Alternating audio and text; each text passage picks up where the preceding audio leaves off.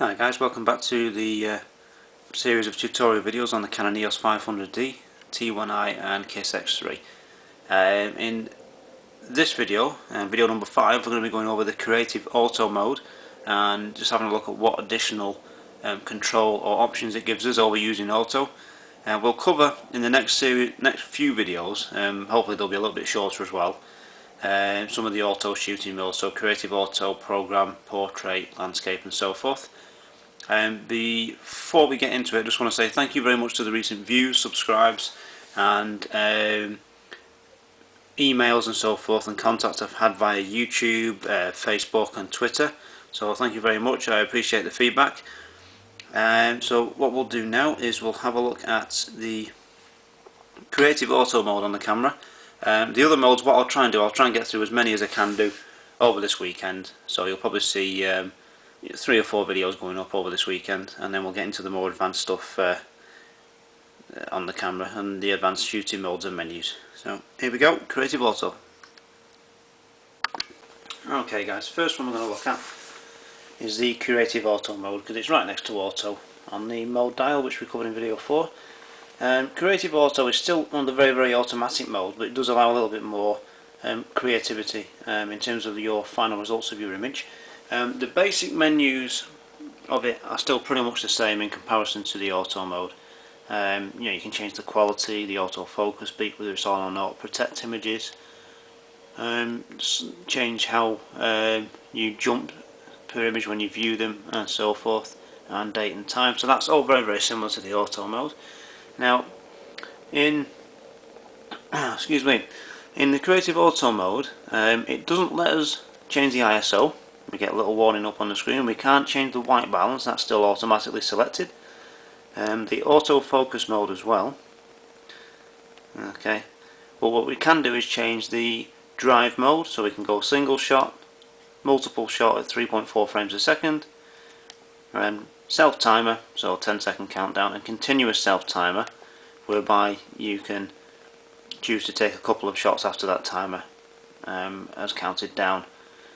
Now, to actually change anything in the creative auto mode, you press the set button, and now what you see is we've got options here. It's on auto flash, and we now use the control wheel on top, which is just behind the shutter button, to change the option. So auto flash, flash always on, or no flash. So we have control whether the inbuilt flash pops off. So if I set that, and the flash won't pop up because it won't focus this close to a background. What additional to this, what we can do is choose here using this top slider bar is what appears in focus and out of focus. So this is depth of field. Okay, so if you're taking a portrait,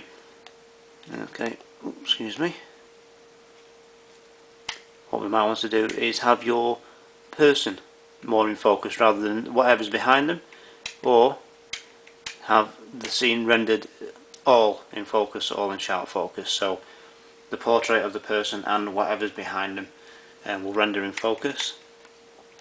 This next slider bar down here will allow you to control the darkness or brightness of the image. So exposure, make it darker or brighter. It's basically a very basic form of exposure compensation. It just lays it out in a more easy to use way. So that will make the image darker, or using the wheel to take it across this way will make the image brighter. Okay, now we can also change the picture shooting modes or the picture style modes from standard, sorry about this, I keep pressing the wrong button, that's a bad habit. Okay. Standard to portrait, to landscape, vivid blues and greens, and it explains you to monochrome image. Now there are more picture styles on the camera, but it gives you the basic ones that you may want to use in this mode. Now this doesn't have any bearing on the raw files that you shoot.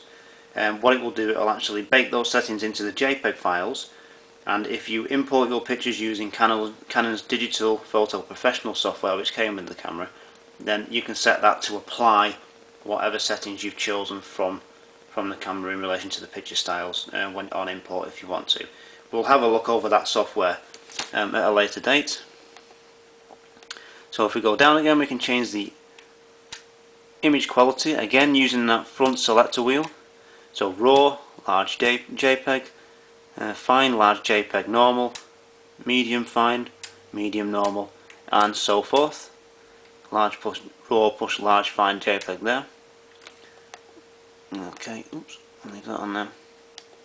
And then we can also go on to here to change the shooting mode: single shot, continuous shooting, self timer, and what I showed you again, self timer continuous again. So it gives you a little bit more creative control.